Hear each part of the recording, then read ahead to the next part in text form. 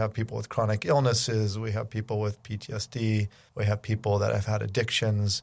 They find hope and an opportunity with a company like Pride. And then we give them the confidence. We help them build their job skills and get them some work experience. And they can really take that anywhere they want after they've got their start. So that's really what we're trying to do is create those opportunities that are life-changing and give people hope where maybe in traditional employment settings they might be looked over.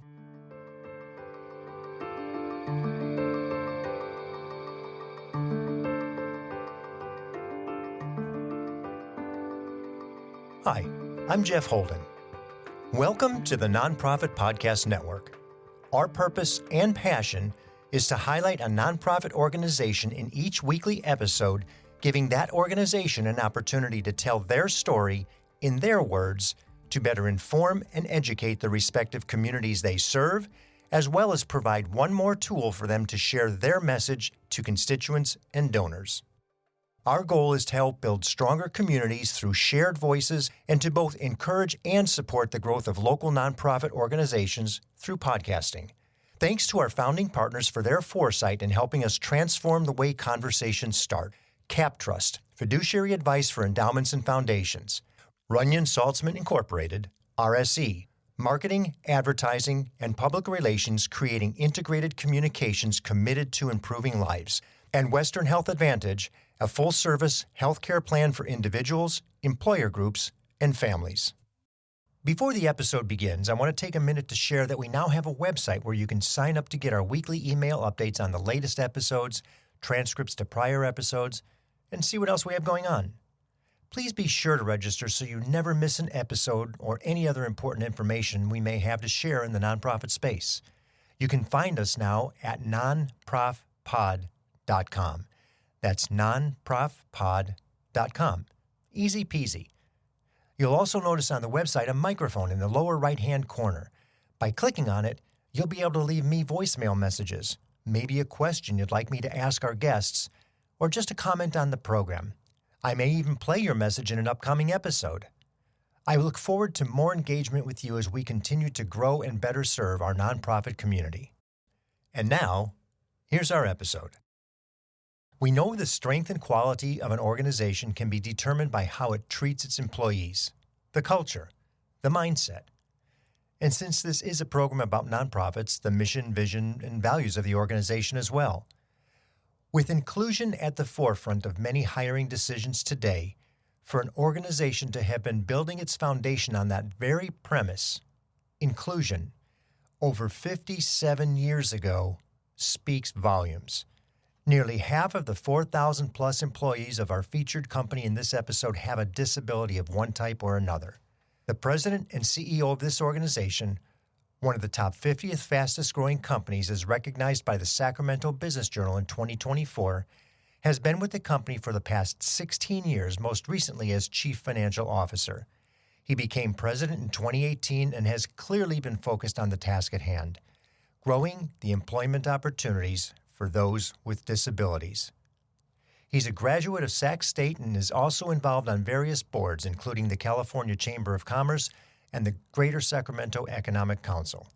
It's an honor to have Jeff Dern in the studio to share with us the incredible contributions Pride Industry is making to both our community and creating jobs for those with barriers of entry to gainful employment. What Pride is doing is nothing short of miraculous. Jeff Dern, welcome to the Nonprofit Podcast Network. Thanks, Jeff. So great to be here with you. And we are so excited to get into this conversation. I just can't wait.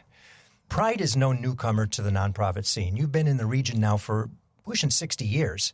It's an incredibly tenured organization. It's one that's not only survived, but gone way beyond thriving. Would you give us a brief history of its origins in that little church in Auburn? Sure. Brief as in we got an hour here, right? So, okay. We got a lot more questions. All right. We'll squeeze in a few more questions. Perfect. I mean, Pride has such a storied history in this area. You know, founded in Placer County in Auburn, California, at St. Luke's Church, which is still there today, just down the street from Placer High School. A group of parents with young adult children with disabilities wanted to create an opportunity for them to connect with their community in a meaningful way, to gain greater independence through work, through employment. So they created Pride Industries. It was a grassroots organization for many years. And as such, it was predicated on fundraising to create these jobs. It made ceramic ashtrays and wind chimes and other arts and crafts type things, and that was the origins of our business. Fast forward to 1983, when Mike Ziegler came to town and was introduced to Pride, brought on to do some business development because the board of directors wanted to convert this grassroots organization into a social enterprise to create real contracts and create real jobs with sustainable employment. So Mike had been a very successful business person, came to town, met Pride, and it was very infectious for him. When he would sell work and bring it back, he was a hero. I mean, he was literally being cheered on, and he knew that the employees at Pride could do the work. And it was just a matter of building those customer relationships and earning the contract and the confidence with those customers. So that was our early roots all the way up to 1983. Mike started building the business. One of our early customers was Hewlett-Packard. A very difficult customer to come by nowadays. We've been working with Hewlett-Packard for about 30 years. And so we can get into the different businesses as we go here. I'm excited to touch on that in just a few minutes. The social enterprise concept, that was really what the board and Mike brought to life at Pride. And it's been nonstop ever since, just growing. That little church pre-Mike went to a mega church post-Mike, just by the presence of not only Ziegler, but what he did with the organization to get it to where it is today in terms of its perception, its contracts, its awareness. And the core tenets of the organization, I know those have never changed, but so much more has happened that it's mind-boggling even for me after you go to that website and see all the things that you do, all the things that you're engaged in. It's complex, it's complicated. It is a huge, huge entity. How would you characterize today the mission, vision, values, purpose of the organization? Yeah, today it's very identical to how we were founded. Now, we affect the mission a little bit differently, but the mission has always been to create employment for people with disabilities. People with disabilities don't have always the same access to employment or the training, pre-employment skill development. And so that's what we're all about. We've always have been. It's been our true north. So from running our businesses to creating employment opportunities for people with disabilities at other organizations, our mission's fulfilled either way, and that's the most exciting thing to all of us. We love to grow our payroll and expand our operations to prove that that model works. If we're helping another organization become more inclusive of people with disabilities, then we're still very successful, and we can expand and create more opportunity for a lot more people that way. The values of the organization always been about teamwork and innovation. We're very entrepreneurial. Mike really injected that entrepreneurial spirit into the organization, and even since Mike's passing in 2020, we've continued that legacy of growing and thinking entrepreneurially about our businesses. And then we're very tenacious, right?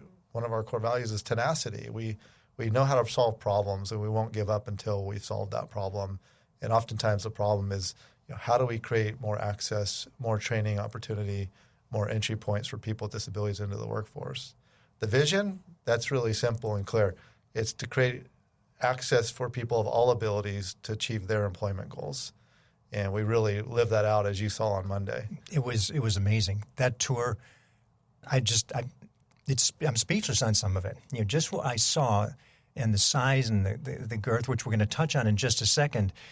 In terms of looking at your annual report, which is something I was prepping with, the number of programs you mentioned on the mission and vision and the values all still doing what they started in 57, 60 years ago, to continue those into the number of programs that you've now got.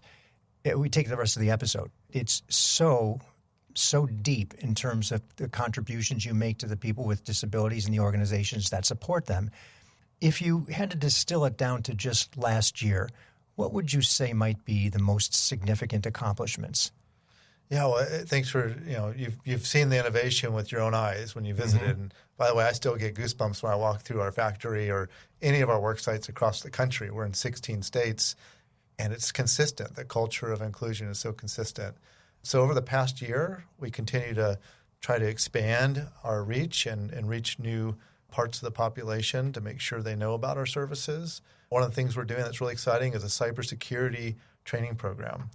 Right? We're trying to create careers in high-tech cyberspace, and these are careers that can launch at over $80,000 a year annual salary. I mean, what incredible job opportunities. And oftentimes people with disabilities just don't know how to access that training. So we've created a training program. We're going to be piloting it this year and then expanding it from there. So that's super exciting. And that's why all the security, I would imagine, when we come in, it's like Fort Knox. You're coming into the organization. I got to get this badge. I got to get my picture taken. I got to sign a sheet. Yeah. Well, I'm just coming to Pride. What is the deal? Well, and that's another thing we just added in the last year, separate from the cybersecurity actually, but it's another security feature, right? Is our ITAR and military aerospace industry expertise and qualifications. So we're taking our little manufacturing plant right here in Roseville, California. That's where our headquarters building is. We've done medical device manufacturing, video display, all kinds of different types of electronics manufacturing. And now we're really launching into the military aerospace defense world, which is a huge market. Right. And so we expect to grow. So what you experienced was our ITAR compliance, international trafficking, and arms and munitions. It sounds like a scary thing. Yeah. But working with our defense partners, that's a must-have bar to clear in order to work with them. And I would imagine just because they don't want anything being copied, photographed, whatever it is, as they're walking through the plant. Yeah, lots of classified and confidential type information. So you have to demonstrate you have the physical security and in your computer systems and workflows. So it's just so neat. And it also makes you feel kind of special. Right. As you're coming in. It's a really cool space to be in. Yes. You gave us the tour earlier this week, and I don't think most people comprehend the magnitude of the size of just that facility, but that's 180,000 square feet. That is a huge, huge facility. It's probably commensurate to some of the largest grocery stores, if you can comprehend that, or a big Walmart or something.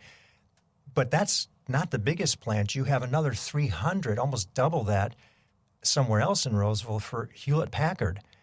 We're going to play some of the audio that we got from that tour, and I'd like just to listen for a second.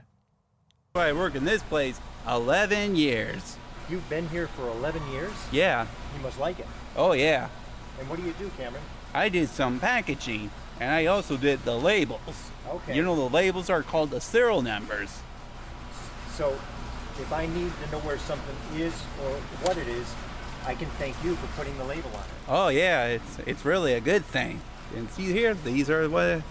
Oh, yeah. So those are June of 2024, huh? Yep. And this is where they scanned them. Okay. Yeah. That's an important job. Yes, it is. So, Kevin, what is it you're doing here? These look like pretty complicated pieces of equipment. Yeah, well, we have to test the cold engine, see if it's running the right procedures and stuff like that. And how long have you been with Pride? Oh, since high school year, since I think 07. Oh my gosh, that's I'm coming up on 20 years pretty soon. Yeah. What do you like about it? Work, mostly work, like complicated things. Good for you. Thank you for doing what you do. You're welcome. Thank you. So Lemuel, what are you working on here? Right now I'm actually doing some inspection on this just to be sure that, we're trying to get this machine working right. So that's like one of the main things that we do here in this work cell. And so you're like the guy that makes it perfect? Pretty much. Yeah, so like not only that, I'm one of the two people that assembles these machines here too. And if there's any error codes that pops up, then I usually do what I can on my end to figure out what the problem is, and then whatever the problem is, I do what I can to fix it. Good for you. Thank you for doing that. And how long have you been with Pride? I've been here since February 2011, or not 2011, but 2013. What is it that makes Pride so unique in the employment of those people with disabilities?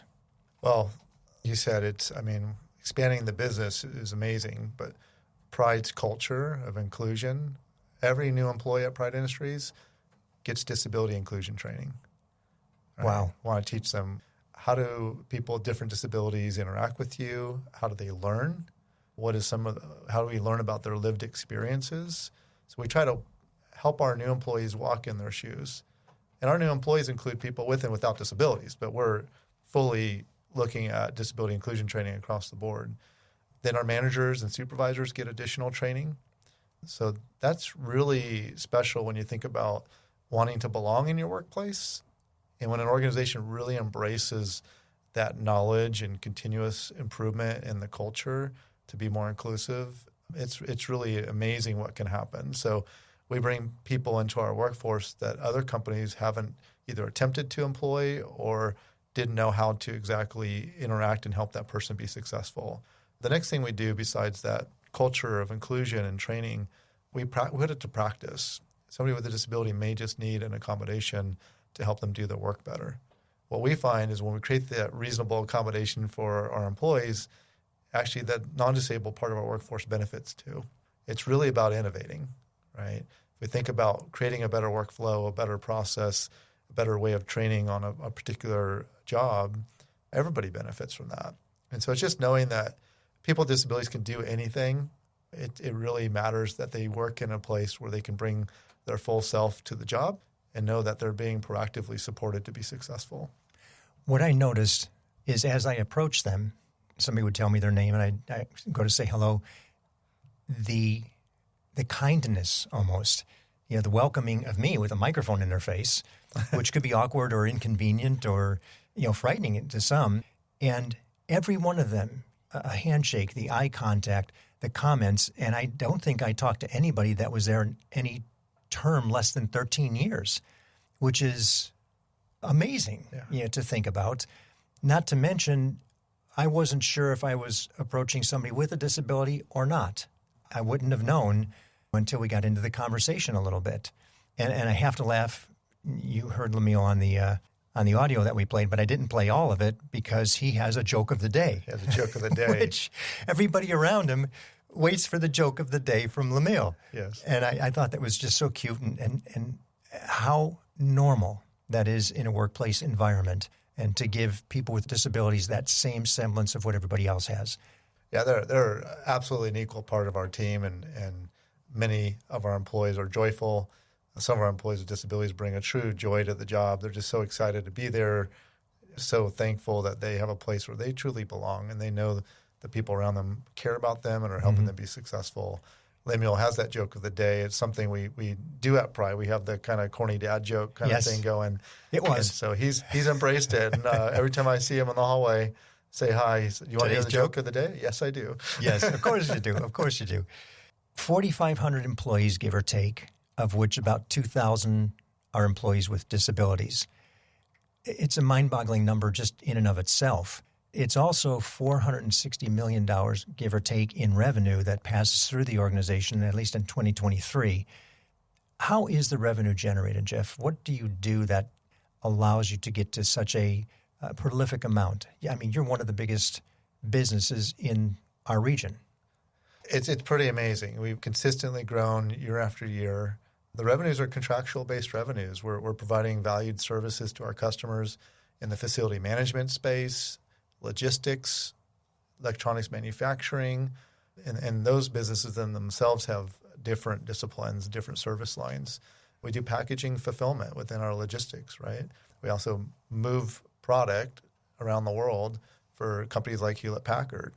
And we have these very sophisticated operational capabilities. Facility maintenance side of our business, we're in the federal, state, and local government space. We have industry partners out there in the private industry world, public companies we work with.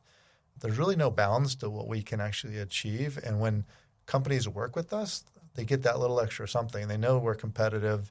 We're going to deliver high quality, great customer service. And they also know that they're impacting their community in a positive way when they work with us because, as you mentioned, we're about 50% of our workforce are people with disabilities. So I somewhat kiddingly say we're the Paul Newman's brand on the shelf, right? Because you've got different choices of salad dressing out there in the world, and don't you want to buy the one that actually gives back and does good in the world? And I think we're better than the Paul Newman's brand, right? Because we're changing people's lives. When we employ somebody with disability or help them find a job at another organization, we've just completely changed the trajectory of their life. The independence they gain, the confidence they gain. It's not just about the paycheck. It's about how they now are empowered to really achieve their goals because they have a place where they belong. And when you think about impacting that individual, you're also impacting the family. I mean, just think about that exponential impact. And if we're impacting families, we're impacting the community in a positive way. So Really, everybody wins when you partner with Pride, whether it's to hire, contract for labor, or hire individuals with disabilities, or you contract with us for your service needs. And our goal is to make sure every customer has the best experience possible, that we're alongside them as an advisor in a consultative fashion, helping them solve for their needs that help them make their business run better. And it does go beyond just the employment part of it. You help with housing, with transportation, with every aspect of that individual's need, whatever it may be, to get to work. Right. We look at complementary services. While we're not in residential as of now, we know residential partners and we interact with them frequently. We do have the transportation. We also provide training on living skills. How do you make sure you're able to cook for yourself, your personal hygiene, balancing your checkbook, your finances, how you navigate the world outside of where you live, whether it's transportation or commuting on a bus, walking. We help people with these different life skills. And we believe that's fundamental to success on the job, that you can take care of yourself outside of work as well. Let's see, cooking, balancing the checkbook. I can sit through one of those classes do a couple too, of those? right? Yeah, we got a class for you. You touched on collaboration. You kind of just went there, but let's talk a little bit more about that, because one of the things that we look at through the network is how do organizations collaborate with each other? And you, as this huge platform that we're so benefited by sitting in our region, certainly touches a lot of the other organizations. Just to name a few, who do you really work a lot with? Well, we work with anybody that is working with a population of people that face barriers to employment. And that can be foster youth, right? That can be trafficking survivors. So 3 strands. We have a partnership with them over the years. It could be disabled veterans. So, Volunteers of America does amazing work with veterans. Sometimes we have people that will cross over there. So just to name a few, but there's a lot of nonprofit organizations out there helping people. And when it comes to the employment aspect of their journey, they oftentimes will know to call Pride and say, hey, now, in addition to those nonprofit organizations in the community, we have government partners that really make what we do go. And that would be the Department of Rehabilitation, the Alta Regional Center, which serves the Sacramento region. That's through the Department of Developmental Services. So there's these wonderful services offered in the state of California and other states through these government agencies, and they refer people to us. They're assessing the needs, and not only Pride, but other organizations that provide similar services. But we have these deep, very rich partnerships with those agencies, and it really connects the dots to get people the services they need. I have to share the story because you're standing at the doorway as we're talking when you came in. And one of the people in our building walks in, sees Pride, and says, oh, I'm looking at the organization for my son. I have another gentleman that works here who has also looked at Pride for his son. So you're just out of 3 people in our office right here, 2 of them have considered Pride for their children, which it really is amazing to think. We don't know what people's issues are, and we don't know where they are with their children and or other family members. But to know that there's an organization here that services and can help, and not only does it on its own, but collaborates with so many different organizations that might be the feeder to, a job, which just changes everything once people gain that confidence and learn a skill and feel comfortable and cared for and wanted, is so huge. Yeah, and there's so much word of mouth really matters. And Kat, who's here in the studio with us, Kat Madru, the Senior Director of Public Relations for Pride. She does such a fantastic job working with our media partners like yourself and making sure we can get the word out, because it really is just, if someone hasn't heard of Pride Industries and the services we provide, they may not know that there's hope for their situation or their family member situation, that a lot of youngsters growing up with disabilities and what's going to happen once they, surpass the school age years, right? What's next? And so we offer that great hope that there's a world out there that really embraces each individual where they are, helps them with setting their own goals that are right for them personally, not somebody else's goals that are set for them. And then how do we take those steps toward greater independence, take those steps toward, a paycheck and a job and a place where you can work and call home for years to come. And that's what so many of us are looking for on the outside in. We see these unfortunate situations of homelessness and job loss, when in fact what Pride's doing is preventing that? Because it's possible that some of the people that are working for you could just as well be on the street in a really unfortunate situation, yet they've had the good grace to have found Pride. Everybody needs a job and a home, right? Yep. You need somehow to support yourself. And so it's true. If someone slips through the cracks and the safety net doesn't catch them, I mean, a job means the world to people who, oftentimes have a hard time getting through the interview, right? So we want to make sure they not only get through the interview successfully, that takes building their skills, but it also takes broader awareness from the employment community. Like, okay, there's individuals out there that may not present the same as my traditional hires, but they're going to do a really great job for us, maybe even better than the next person, and we need to make space for that. I'm going to give you just a real quick shout out. You said Kat, and it's an unusual name. Most people may think, well, Kat, I knew a Kat Madru. She was a radio host on radio stations in the community for so long, and that is the same Kat Madru who is sitting here, who has now gone from broadcast radio into a social enterprise cause, which is very neat. And I haven't seen her in many years, so Kat, it was great to see you come in. It wouldn't be an exaggeration to say that Pride Industries is truly one of the first social enterprise organizations, and you mentioned that a little bit earlier. You're emerging one of the largest and most efficient of its kind almost 60 years ago to today, and now it's a phrase, this social entrepreneurship, social enterprise. We get lost many times in the tax status of an organization. It's a 501c3 or if it's for-profit. It's no different. And the significance of those $460 million nonprofit or $460 million for-profit business are one and the same. Their outcome can be very, very different, and their purposes can be very, very different. But they're both huge. When you're competing for a bid, how do you position Pride Industries versus a for-profit company that may be vying for the same opportunity? I want to answer that question, but I also want to say there is one big difference, and that is as a nonprofit, a 501c3, we do have that tax status. That is allow us to reinvest capital into the mission, right? So there's no private ownership in our organization. So it actually becomes harder to grow the business organically versus taking investment dollars from investors. So it's a little bit different model, but when we go compete, it's very much on par, like you said, with how a for-profit competes. However, we do champion that when you work with us, you're going to have a deeper social impact because of the way we create employment for people with disabilities. But we're going on quality. We're going on price. We're going on what have we done lately for our other customers that we serve in those industries. Right.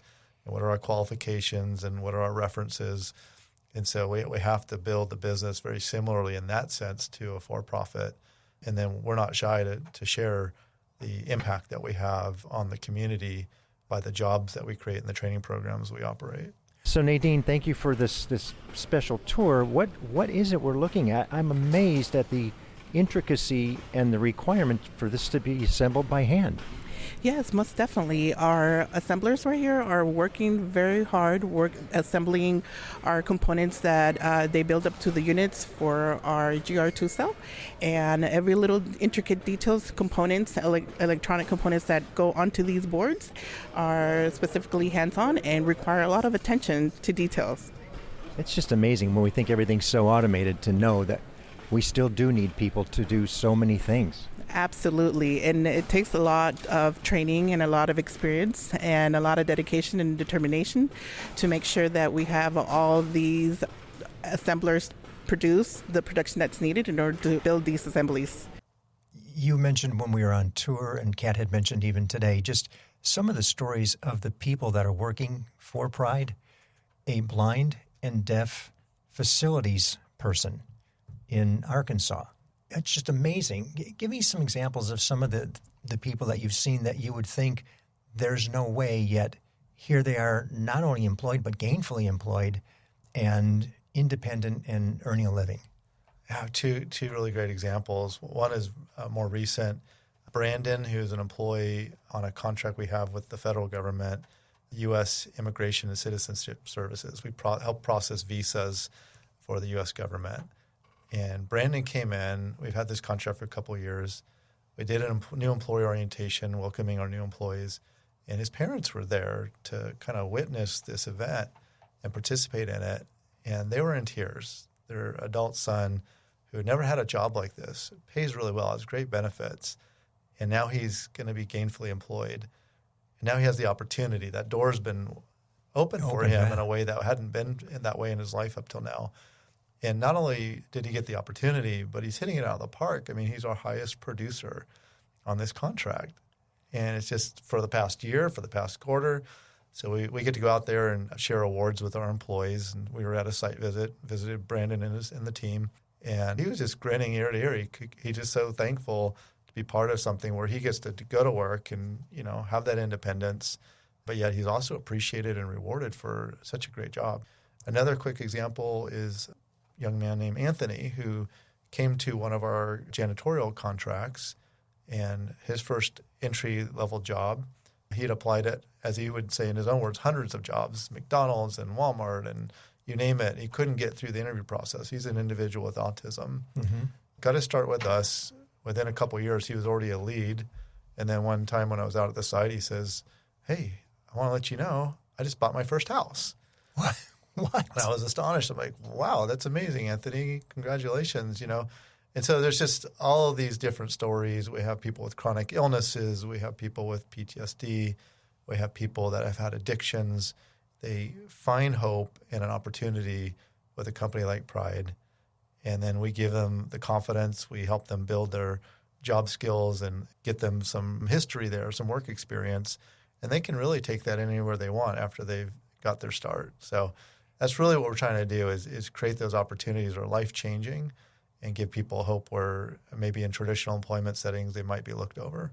That's amazing to think that the program is generating so much community change, and the fact that we need to accept and look at these ways to do things differently.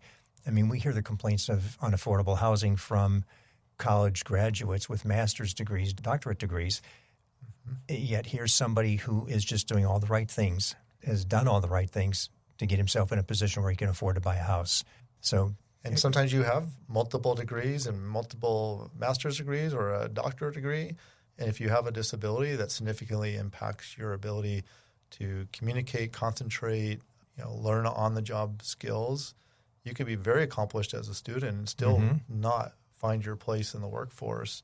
And you just need support. You need to have a company like Pride that come alongside you, kind of understand what your disability and what your challenges are, and help you navigate that employment world till you have sustainable success. So it's very possible, and many people don't realize that there's that kind of support out there. Yeah, and I think that's important that we do talk just a little bit about that, as you did, to know that this is not just for the people who have what we would consider the obvious disabilities. There are so many people who are accomplished in different ways that just can't get themselves into the workforce for whatever reason. And that disability that may be causing that can really be supported by Pride. Disability takes all forms. There's disabilities, as you mentioned, that are very apparent. That's kind of the language we use is you can tell there's a disability visually. And sometimes it's non-apparent. You really can't detect it. A learning disability such as, or even like dyslexia, you may not see it. Somebody may have epilepsy. It's not always obvious until they have a seizure. Right. There's also permanent and temporary disabilities. If you had a knee replacement, you're temporarily disabled. You don't have your mobility, right? But there are permanent disabilities as well. And so we're looking at how do we break down the barriers to that person getting into a job that's a good fit for them, right? We do look at fit. We look at potential and evaluate skills. And then we put plans in place for growing those skills and setting goals, which is commonplace for any employee. Right. No different for somebody with a disability. They just may need a little extra support on the front end or along the way. So whatever that level of support is that somebody needs, that's our job, is to come alongside, identify what that support looks like, help the employer. Sometimes that's our management. Sometimes that's another organization's managers. Help them understand how to make that work. And I would imagine the discipline inside Pride as you go through any of the programs is probably greater than many other businesses, just by nature of the people that you're dealing with. So no, you don't get to slack off, and I know that's not okay. You have to do this way. Oh yeah, you gotta come back from break on time and lunch. You don't get a pass on that, right? We have performance and measurement process that every company has. So And it's not about a break in that sense. It's about giving somebody a hand up, right? Not a handout. Not a It's handout. helping them become able to be self-sufficient and independent. From independence to integration, we're speaking with Jeff Dern of Pride Industries, and we'll be back with more right after this. I was in the media business for over 35 years and had the great privilege of working with Runyon Saltzman, RSE, Marketing, Advertising, and Public Relations. We collaborated on many different campaigns, but their commitment to the nonprofit sector hasn't changed since their founder, Gene Runyon, started the agency. Over many years and many campaigns, Runyon Saltzman has been committed to improving lives by tackling California's most challenging issues. Guided by research-informed strategies and insightful, creative solutions, RSE develops innovative communications campaigns that raise awareness, educate, and reduce stigma in diverse communities throughout our state and beyond. To learn more about RSE, visit rs-e.com. Hello, this is Scott Thomas with Cap Trust in our Sacramento office. I specialize in working with local nonprofits and associations. Annually, we survey private and public nonprofit organizations across the country to better understand challenges they see in today's environment. In our more recent survey, we heard concerns about proper board governance, mission-aligned investment, and how to implement alternative investments. If you would like a copy of the survey or to discuss your organization, look me up, Scott Thomas at captrust.com. I'm thrilled to have Western Health Advantage partnering with us as they do so much to support so many nonprofit agencies in our community. As a truly local health plan, you'll find individual and family options, employer options, plans for CalPERS and Medicare Advantage. From medical services to pharmacy, health and wellness support, as well as behavioral health care, Western Health Advantage has a plan that fits what you need. As an employer, for profit or nonprofit business, individual or family, you can find more at westernhealth.com.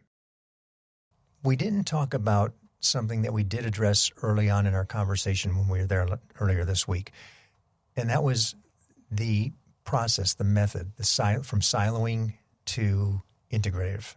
Will you address that just a little bit, the old school way it used to be done to the way it's being done today at Pride?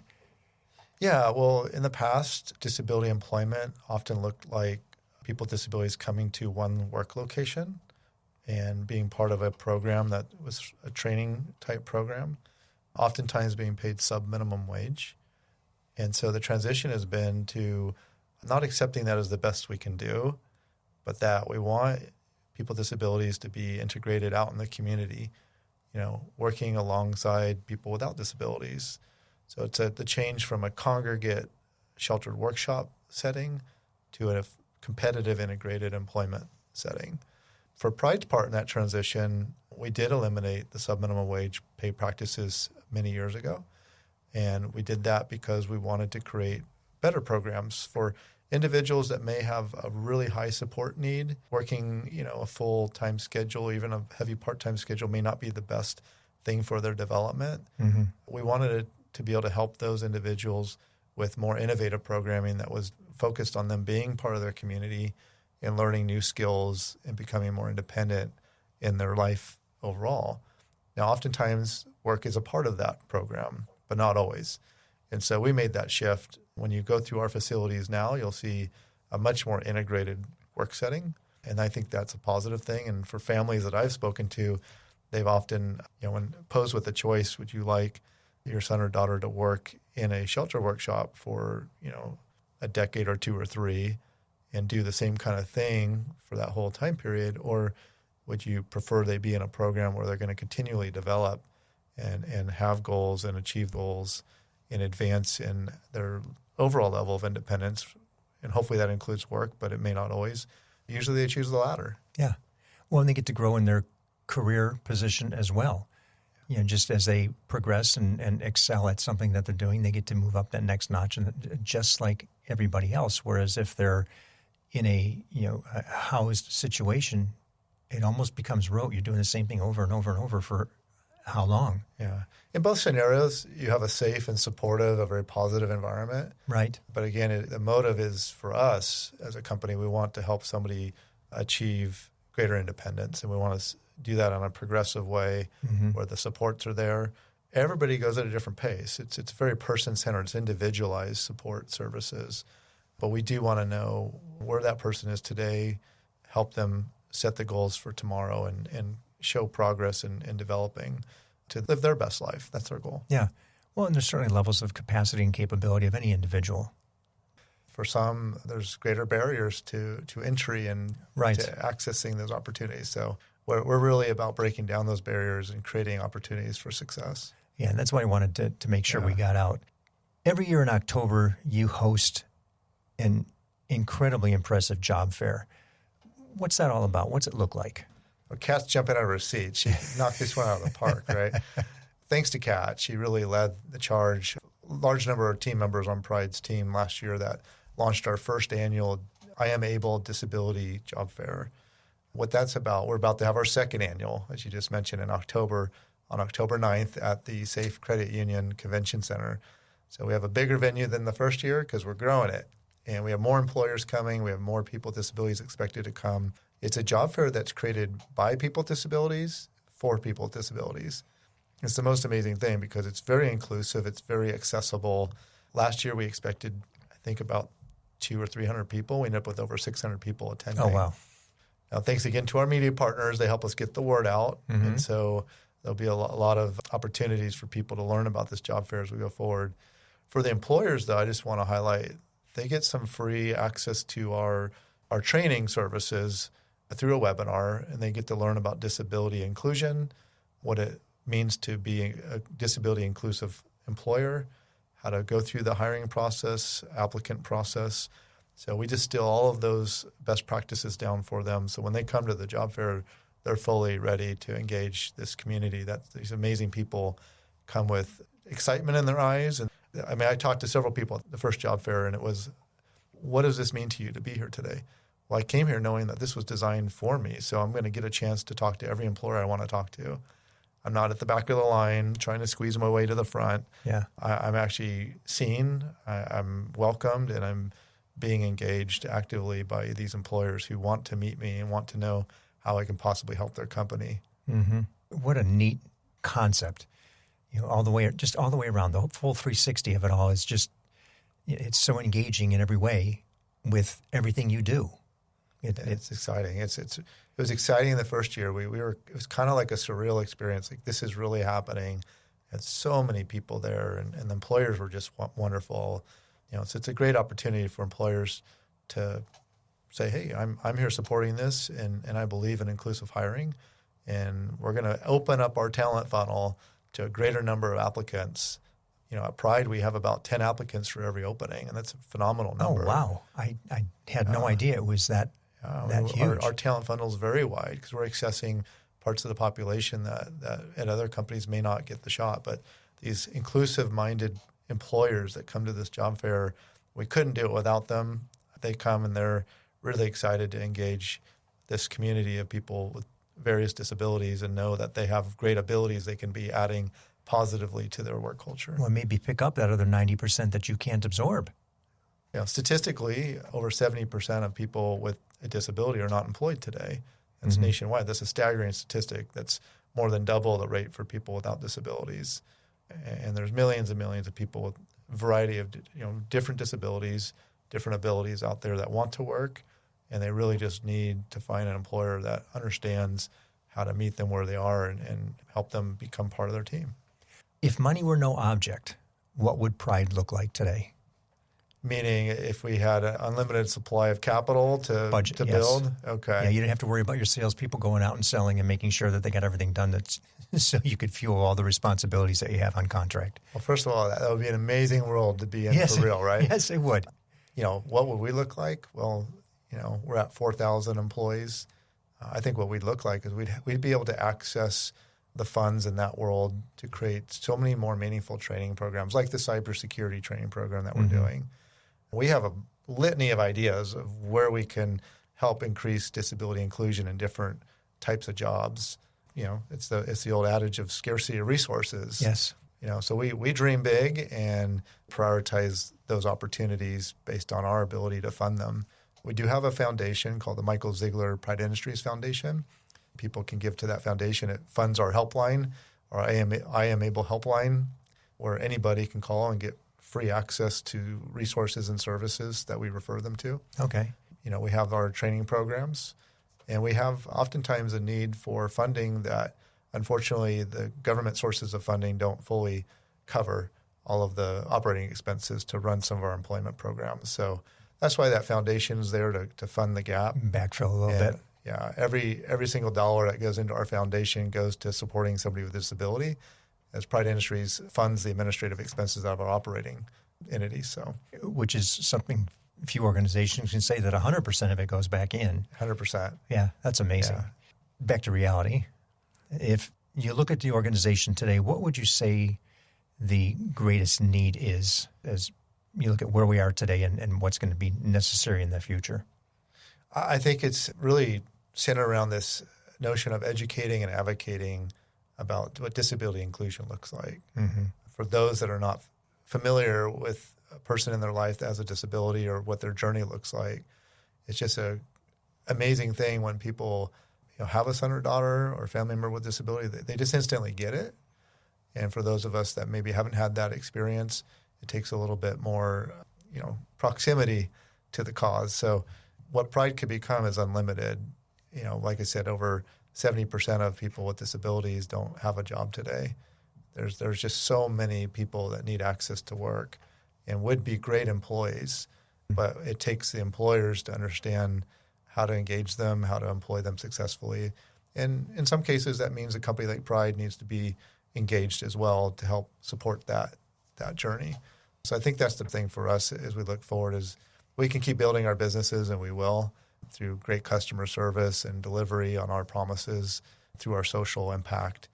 But the more employers that really take an interest and actively say this is something that we need to really study and include, they're going to have higher revenues, higher profits, higher productivity and retention. These are all things that have been studied and are proven. When you include people with disabilities in your workforce, there's huge business benefits. Mm-hmm. And so we want to help companies and leaders understand just, it's not difficult. It just takes some active attention and intentional behavior shifts within the culture, and you open up all these doors to these amazing employees. And I think that's the key word right there, intentional. Yeah. Intentionally looking at it and moving that stigma of disability to just acceptance, because we all have a strength and we all have a capability, and there's a fit for almost everybody someplace, as long as we dismiss that stigma.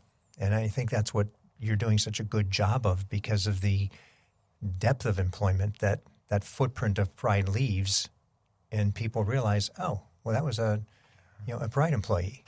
Well, we prove every day. I mean, you can't look at the scale of our operations and say that disability inclusion doesn't work. I mean, it's absolutely proven correct. every day. We're competing for contracts. We're building new relationships every day. And, we can't thank our partners enough, because it takes those other organizations that understand the need and put wind in our sails, mm-hmm. and those amazing organizations where the values align with what Pride's trying to accomplish in the world. Pretty magical. And we see more and more of that building. So that's why I focused on that point, is the more leaders and organizations that continue to embrace inclusion of people with disabilities in the workforce, the sky's the limit for Pride. And I'm sure you can see that in the organizations that show up for the job fair. They're making a statement just by the fact that they're there. Yeah. And that will continue to grow over time to a larger and larger event that you host, because people are saying, okay, if so-and-so can do it, well, certainly we can. Or if so-and-so is doing it and getting a better perception in the community because of their involvement and depth in the community, then shoot, we're not as competitive. Yeah. We need to move in that direction. And then when they do, they realize what took us so long. It's pretty awesome to see. It really is. Well, there's no equal to what you're doing for the disabled in our community, whatever that disability is, and all those other regions. What you said, 16 states? Yep, all the way across the country, East Coast, West Coast, South. And while we can get lost in the girth of the company, which it is a big company, we need to remember that more money means more jobs for those with disabilities, more influence in our communities, a better, more sound community, because we have less people in vulnerable situations. And I want to see it become $1 billion company. That's we're halfway there, right? We're going to make it. As much as that is a measure of success, we're always about the number of people's lives that we're impacting. So we measure that too, right? Well, that means double bottom line. I would say with the efficiencies that come from going from $500 million to $1 billion, if this was X number of people with disabilities, this will be X plus, from an efficiency standpoint, because you'll figure out so many more things as you get to that level. Thank you so much for your generosity in giving us the time, both on Monday to walk through the facility as well as today. And it's been an amazing discussion. It's what the business and the community looks like when we do things with purpose and intent, as we mentioned, that intentionality. So, Jeff, thank you again, and congratulations to you and the entire Pride staff and employees in terms of what you're doing. Thanks, Jeff. Yeah, it's been a pleasure getting to know you, and this has been a lot of fun. Thank you. Thank you. Thank you for listening to the Nonprofit Podcast Network. I hope you enjoyed the episode. If what you heard moved you, please reach out to that organization and do what you can to help. If you like and appreciate what we're doing to support local nonprofits, please give us a positive review, subscribe, and share. If you're a nonprofit with an interest in participating in an episode, you can reach me at jeff@hearmenowstudio.com. If you have a need for the services or products our sponsors offer, please reach out to them. CapTrust, fiduciary advice for endowments and foundations. Runyon Saltzman Incorporated, RSC, marketing, advertising, and public relations, creating integrated communications committed to improving lives. And Western Health Advantage, a full-service healthcare plan for individuals, employer groups, and families. The Nonprofit Podcast Network is a production of, is recorded at, and edited by Hear Me Now Studio.